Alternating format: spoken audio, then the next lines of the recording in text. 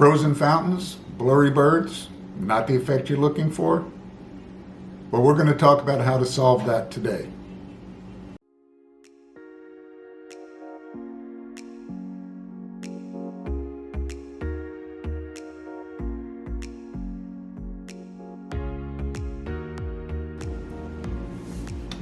Well, welcome back. Today's going to be about the second leg of the exposure triangle, and that's the shutter and the shutter speed. Now, before we get into that, I wanted to show you the camera I'm going to be shooting with today.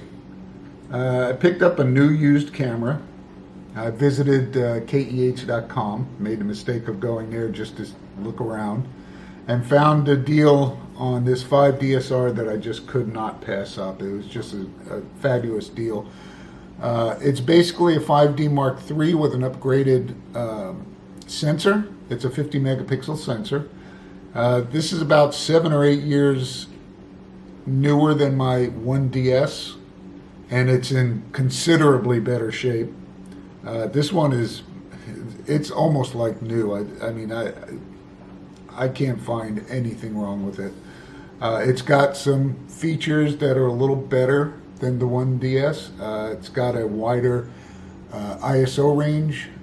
It does have a couple of faster shutter speeds. And this one will actually do filming if I so choose. The 1DS does not. So anyway, that's what I'm going to be using today. And 50 megapixel, well, that's a lot of megapixels. So what do you really need? Well, before I got started filming today, I did some calculating. And if you're the type that just likes to view your photos on a monitor or TV, or show it to other people on your TV, a 1080p monitor or TV is 2.1 megapixels. A 4K goes up to 8.3 megapixels. Now, if you like to print your photos and you're printing out 8x10s, that's a pretty common size for most people to print. On an inkjet printer, that's 300 DPI. That comes out to 7.2 megapixels. If you've got a little bit larger format printer and you're able to print out 11x14, that's 13.7 megapixels. And if you sprung for a large format inkjet, which most you're going to find for the home without spending a lot of money, will go up to 13x19. That's 22.2 megapixels. So what do you really need? Well, I'm not going to tell you only need a 10 megapixel camera, because your 8x10 only needs 7.2 megapixels. I mean, you do want to have some room for cropping so that you can crop the photo. Most people crop to a certain extent and not lose resolution. Also, if you get that 1 in 1,000 shot that you say, yeah, I want to print this out poster size, or I do want to have a 13x19, you want to be able to do that. So 30 megapixel would probably suit most people. Quite frankly, if that hadn't been such a fabulous deal, I would have went with the 5D Mark III, which, if I remember correctly, is a 26 megapixel. That would have been plenty for me. But, I sprung for it because I could afford it. So, okay, let's talk about the shutter. Well, we already know that the aperture controls depth of field. Shutter controls motion or lack of motion. Fast shutter speeds are great for handheld shots. They allow you to have a larger aperture if you need more depth of field, and it freezes the action.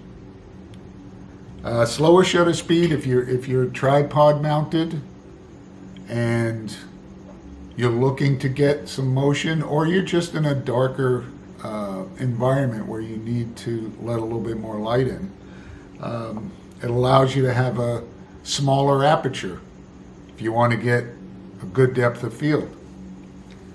And it gives you that feeling of motion. If you're taking pictures of a fountain, let's use the frozen fountain I said at the beginning. the fountain at 1/1000th shutter speed is going to look like it's in the middle of winter and the fountain froze. But yet get it down to 1/30th or 1/60th or even 1/15th of a second, you're going to get the water in motion, and it's going to look much more pleasant because you'll see a functioning fountain. And I'm going to go down to the beach today, and we'll get some water in motion, get some small waves, and see what difference we can get from the different shutter speeds. Now, talking about shutter speed, most people can handhold up to about 1/60th of a second. There's some that can do 1/30th of a second if they're very steady, very experienced. And getting to the slower shutter speeds requires you to hold the camera properly. So let's talk about how do you hold the camera. You know, a lot of people, you'll see a lot of people pick up a camera and their first inclination is to like this. You know, that's a natural, just seems natural to grab it that way. Well, that's probably the worst way you can hold it. You're just not very steady that way. Proper way to hold it, you got the hand hold right by the button. Get your hand around the lens and your palm under the base of the camera. This allows you to get your elbow into your chest, and it gives you almost like a tripod effect. And then if you really need to steady, you can get both elbows in and get even more steady. And then also, to add to a little bit, if you happen to have a tree or a wall nearby, you can lean up against that if you really need to go with a slower speed and you don't have a tripod handy. So that's my 2 cents on holding the camera properly. And go out and test yourself. Go out and take a shot of the same thing over and over again at gradually slower speeds, and then examine the results magnified up, and you'll see where your tolerance for the shutter speed is at, and then you'll know don't hold it any slower than that.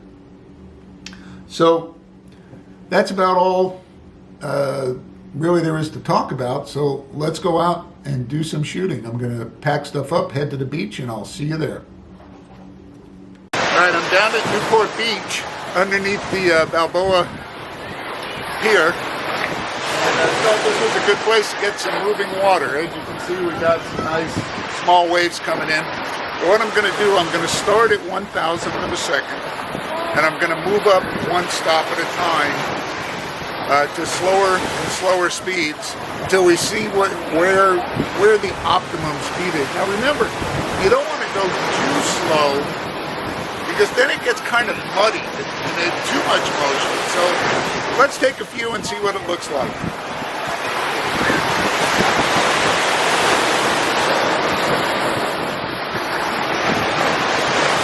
All right, that was 1/1000th of a second.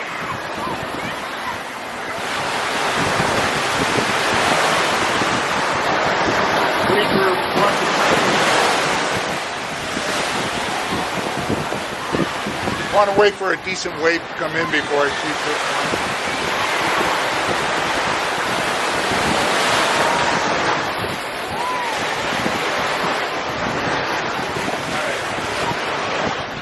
Of course, as soon as I start shooting, the waves go away.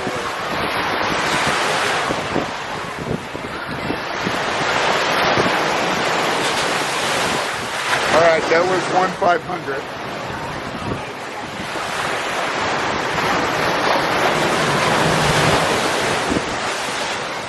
Now we're going to shoot at 1/250.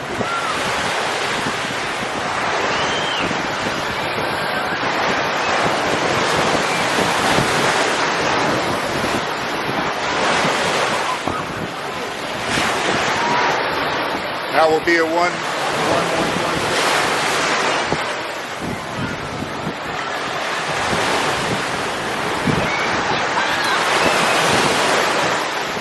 That was 1/60th.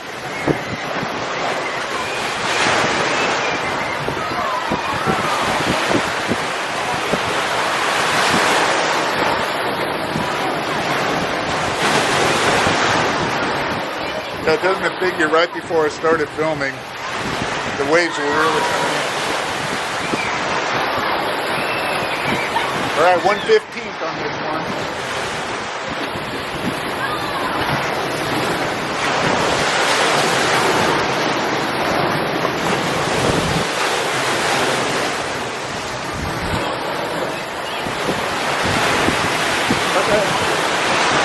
We'll be moving down to 1/8 here.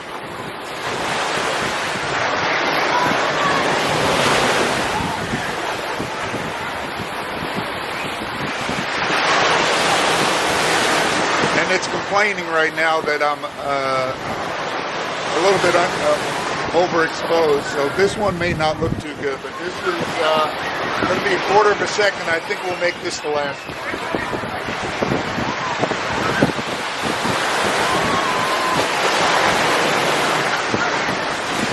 Yeah, I think that's probably going to be about as slow as we can go. Now, today is a really overcast day, so the lighting's kind of flat. So the pictures may not look the best, but we should be able to get a good idea of the motion and how the timing affects it. I shot this with my 50mm Sigma on the 5 DSR, so we'll see how that comes out. I am going to do a little bit more shooting. I want to get some more, give you some more ideas about motion. We're going to get some cars. We'll see how all of this looks. So right now I'm going to go back, put these into Lightroom. We'll take a look at these, and then I'll go do some more shooting at a different location. So let me pack everything up, and we'll head back to the studio. All right, well, we're back at the studio. So let's take a look at what we got. I went ahead and imported the shots into Lightroom. So let's take a look at the first one here. So this one, we're at 1/3200th of a second. And, well, we managed to get a subject in there too. Anyway, so if you look at the water, here we have some frozen water. There's no movement here whatsoever, which you would expect at that speed. And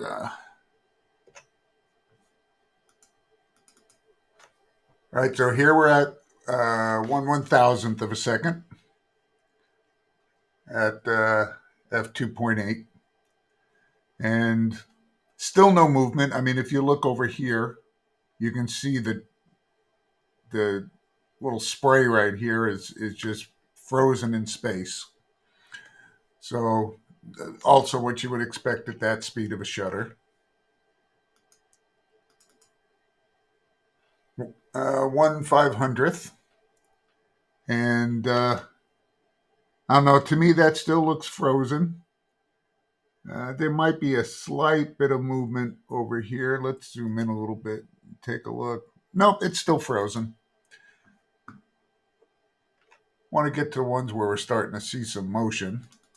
Now looking at pretty much the same thing. So here we are at 1/250th, and here we can finally start seeing a little motion. If you look right here in the foam, you can see it's starting to get a little blurred. And also over here, you can start seeing a little motion.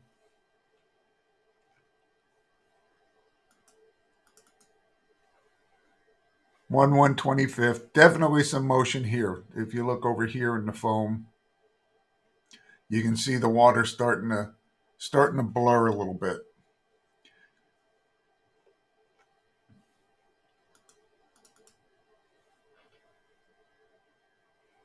One-60th of a second. And you definitely, in the spray here, you definitely got motion. And you can see it starting to move here in the foam. So now we're starting to get to where we want to be. So you can see it takes quite a bit of open shutter time for something like this to show motion. Now this one we should definitely see a lot of motion in this one. We're at 1/30th of a second. And here, now we're starting to get to where we want. So here we're getting the impression of moving water, of moving waves. Wish the waves had been a little bigger, but yeah, you work with what you got. The spray coming up around the piling is starting to show movement over here also. So so we're seeing that so far, 1/30th of a second, it looks like would be about the fastest you would want to go for something like this. So now let's see what 1/15th looks like. And here we go. Now we're finally getting what we want. You've got motion here, and you've got the full effect of here's motion. Here's the water coming at me. The foam here starting to get a nice look to it.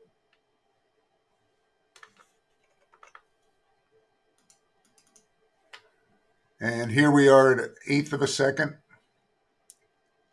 Now this one here, I will admit, I jumped in a little bit ahead, and I did have to adjust the exposure on this one because at this point um, it was starting to get overexposed, and unfortunately, I didn't have my neutral density filters with me, and I had so the over on this side and on this side where it's uh, out in the light, there was almost no detail visible. So I had to darken it up a little bit. But here you can see this is a very nice shot. I like this one a lot, especially right here around the piling. It gives a real good sense of energy. Now the last one. This one's 1/4 of a second. And to me, this looks like it's a little bit too much. Remember, I said if you let it go too long, it starts to look a little muddy. To me, it just it's turning into just uh, something without detail, just a blob. If you look over here, really, it just looks like a lump because of the way everything is just blending together. So I think my opinion, I don't know what you all think. My opinion, I think this one shows the best effect at 1/8 of a second with 1/15th of a second. Now this one gives a little bit better impression, but it's simply because I caught a better wave. If this one had been at 1/8 of a second, I think it would have been a much better picture. So there you go. There's the effects of shutter speed on water, and you can see how you've got a very wide uh, choice that you can make on how you want it to look, um, and especially with fountains or water. What's the word I'm looking for? Water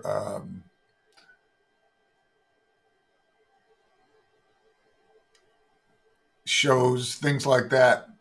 It it's very much your choice how you want it to look, and you can do it all in one sitting too. I mean, just like I did here, I've got the whole gamut of shutter speeds, and you can pick what you want out of it. So anyway, now I'm going to do some motion with cars. Go out and take some shots with that, and we'll see where we come up with that. Now, of course, looking at cars, you're going to see a lot more motion and a lot less time simply because of the distance traveled in an equivalent amount of time. Where you've got the water here in a second, maybe covering 5 feet or something in that range. A car on a freeway traveling at 60 miles an hour is doing over 80 feet a second. So we'll see a lot of difference. Anyway, let me get out and we'll head out into the field again, and I'll see you in a bit.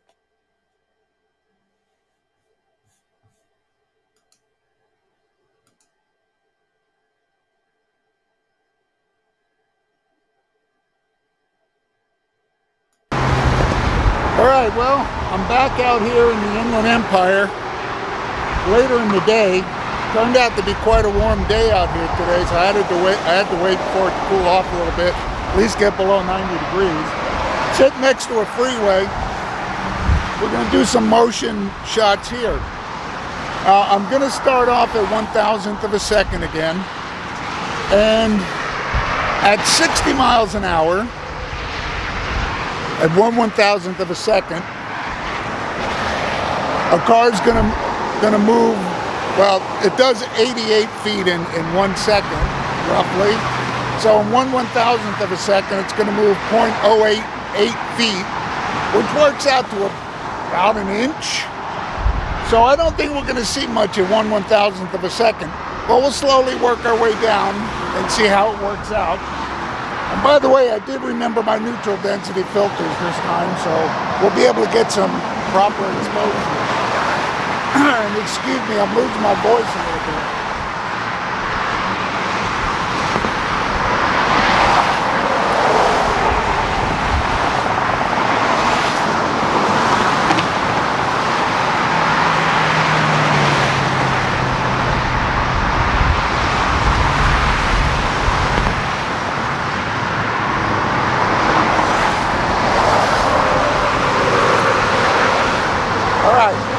First one, I kind of missed the car a little bit.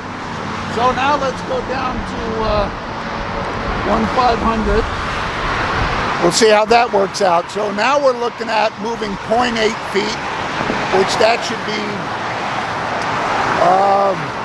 that's, I don't know, 6, 7, 8 inches.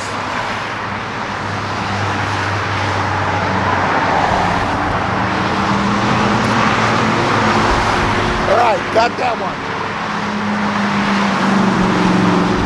I'm going to do the same progression I did out at the beach. So now we're at 1/250th.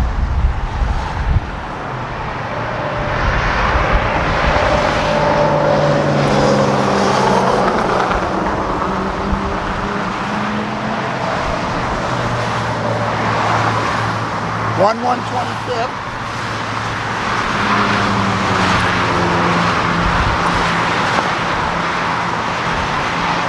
I imagine by now we're seeing some motion. 1/60th. Here we should definitely see motion.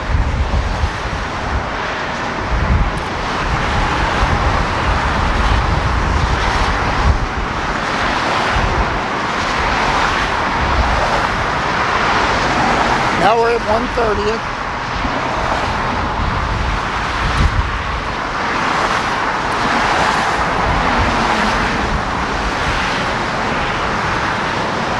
$1.15.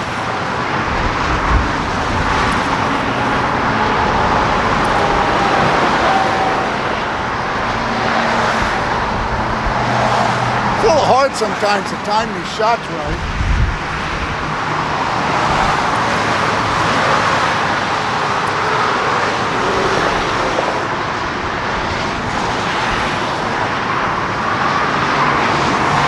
And we're at 1/4 of a second. I think this is about as slow as I want to go.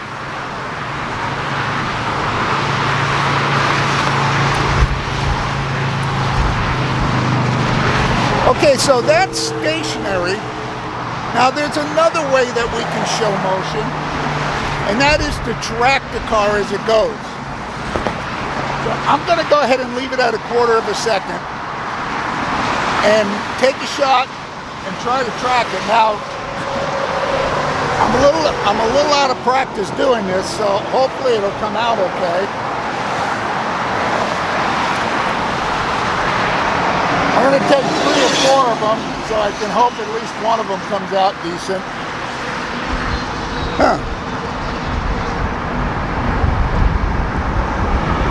Kind of a lull in traffic here.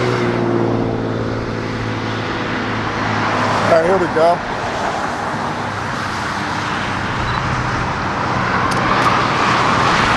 Now, I know a lot of people like to shoot live view. I definitely don't recommend doing this live view because holding the camera like this, you're not going to be able to do what you need to do.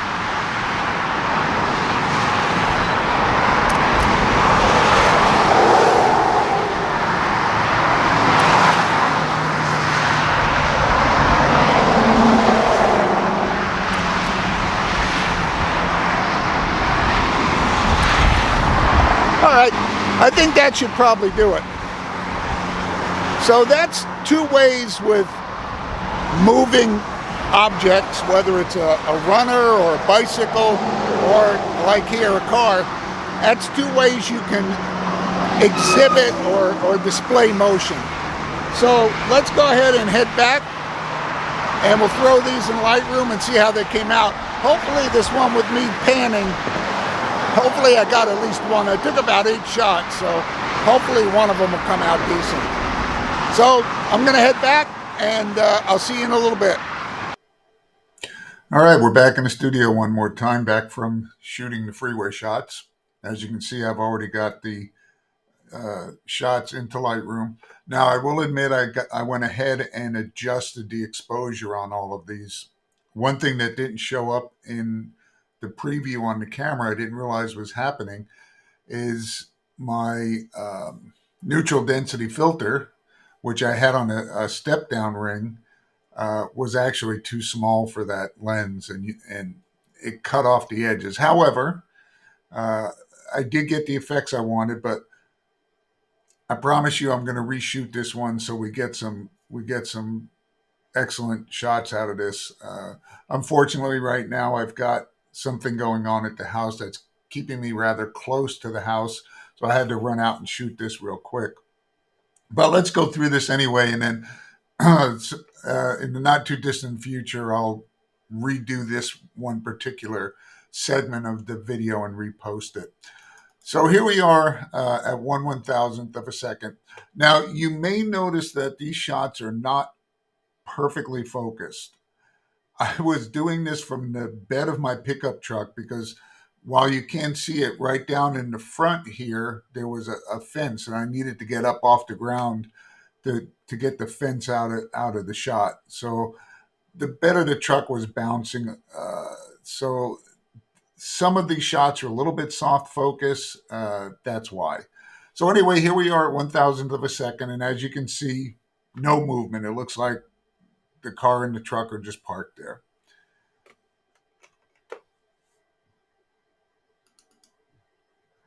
Now at 1/500th of a second, I don't know, maybe you can see a little bit of movement here, just very slightly. But here at 1/250th of a second, there's definitely movement. You can see, well, let's see if we can move in a little bit. You can see how it's blurring here at the back. You can see where it's extended out, and a little bit on the front here.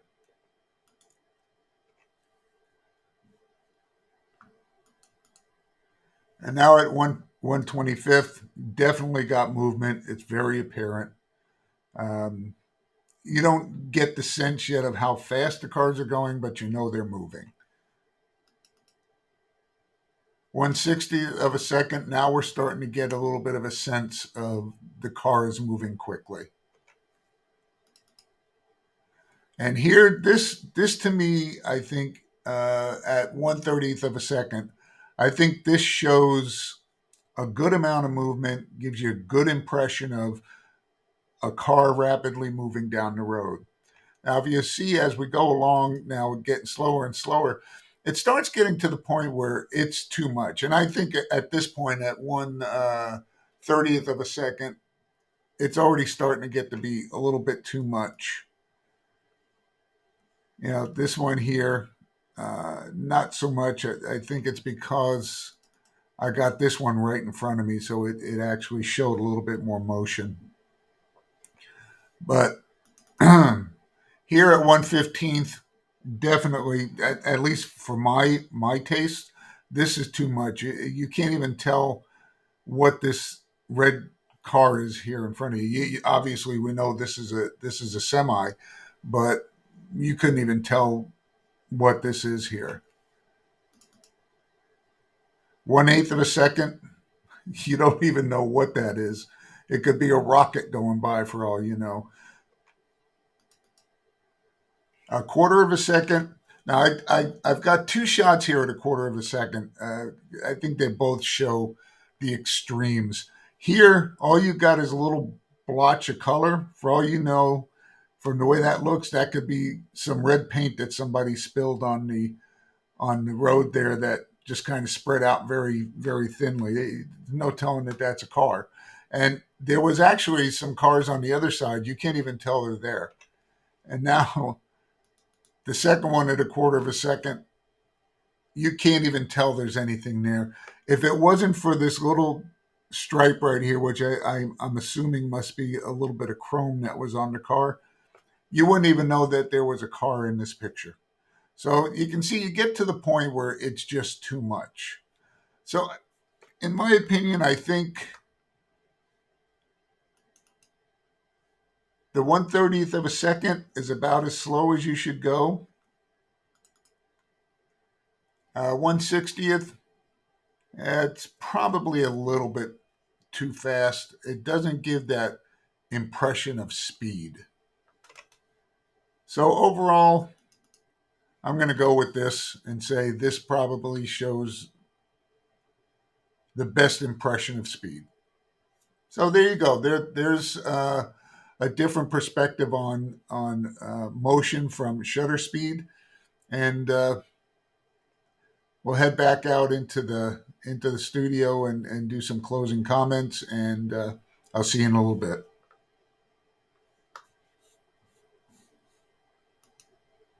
Okay, well, that's it for today. One thing I didn't mention, when you go to a harsh environment like the beach, make sure you wipe all your equipment down when you get back. You may not think that anything's getting on you. You say, well, I'm back from the water. There's no spray, no wind blowing. Trust me, there's salt in the air. You can feel the humidity. It's settling on your gear. And if you let that salt sit on your equipment for too long, it's going to mess it up bad. I knew a guy one time who did a lot of shooting down at the beach and neglected caring for it afterwards, and he wound up losing a camera body over it. And all you got to do is take a clean cotton cloth and just wipe off the outside. That's all there is to it. I mean, you don't have to use a cleaner on it or anything like that. You just want to make sure you wipe any residue off. So anyway, that's it for this time. Next time we're going to talk about the third leg of the exposure triangle. That's ISO. And then we'll also discuss how this all comes together, how it all fits together. And I'll show you some experiments with the ISO, why you might want to use a faster or slower ISO. And that'll be the end of the basics, and then we can get on to some fun stuff after that. Well, anyway, thanks for spending some time with me, and I'll catch you next time.